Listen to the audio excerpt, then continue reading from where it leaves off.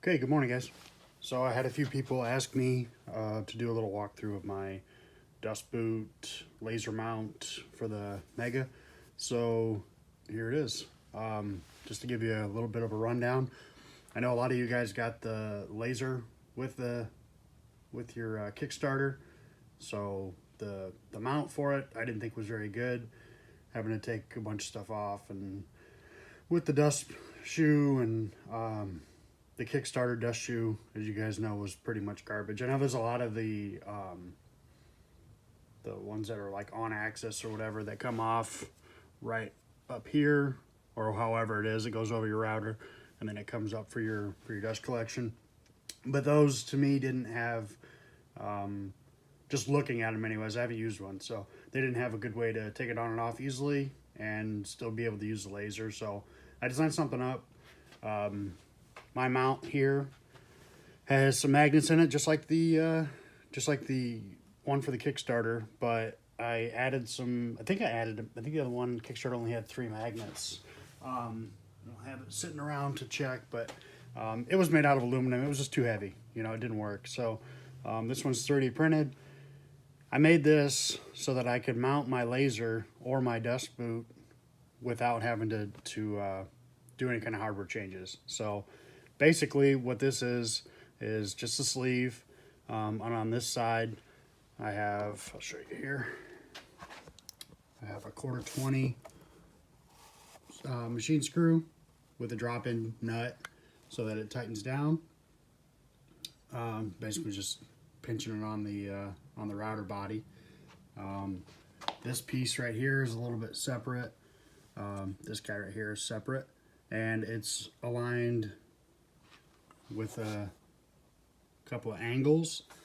I just used some sheet metal screws here to screw into a boss that's on this main body piece, and then this has the magnets in it at the same pattern as the JTech body does on the laser itself.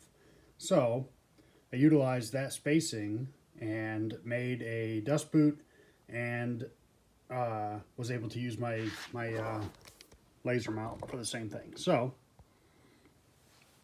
to go over the dust shoe, this was a one piece, but it wasn't working out because of the groove with the brushes. So I'm not a 3D printing expert. I just got through it.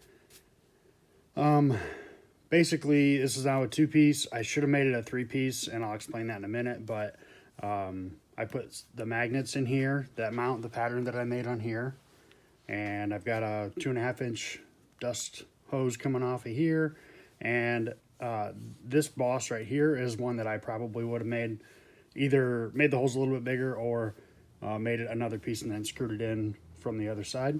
I don't know if this is coming into focus, so let's see here.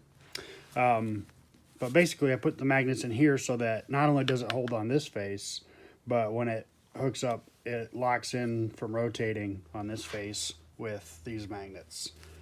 So on the bottom side, I added a groove for the, I think I did the 2-inch brushes. I had the 3-inch as well from McMaster, but I think they were a little bit too long for my general application. So I used the 2-inch, and what I did was I made a ring.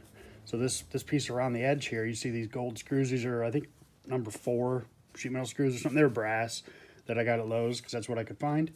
But basically, they just screw in, and you can kind of see maybe the lip. This is what's holding in the brushes. So that's, goes around the groove, and then this drops in and pinches the flange on the brushes. So that's holding that in, and it's worked really well. These are the 4 magnets to hold it. And I put a little bit of a, I think you'll be able to see that, a little bit of a slope in there. You can kind of see it to help stuff go up the chute a little bit. So basically all I do is set it down underneath, and it locks in place. I mean, you can see it wiggles around just a little bit, but it has not come off yet. And if it pops down, it wants to pull back up. So I mean, it's 6 magnets. I think they're 8mm diameter. I got them off of Alibaba or AliExpress, I think it was. It's working really well. So I left a little groove over here so I can still use my mount. So, and then this is the laser mount. So the JTech mount has the magnets built in, and it can mount in these holes. So it holds on just like that, just like you normally would. But with the different height and Z and this vacuum table and stuff, you might run into some issues. So I put these riser blocks on my router, and I was having some issues with thinner material, and this wasn't able to go down low enough because I was running out of stroke on my Z. So what I did was I just made a little adapter piece that kind of utilizes the same pattern again.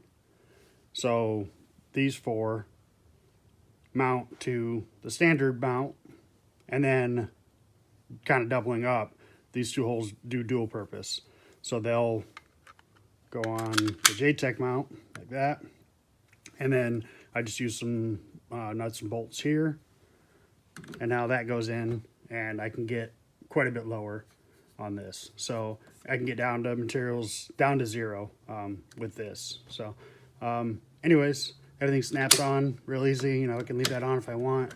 That comes off, doesn't move, works just fine, and then I can easily just switch right over to the dust. So works out really well. There's really no need you'll ever need the laser and the dust boot at the same time. So I just thought it worked out. So if anybody wants any of these files, there's some reworks. Oh, I was going to show you guys. This is why I said I would make it a second piece.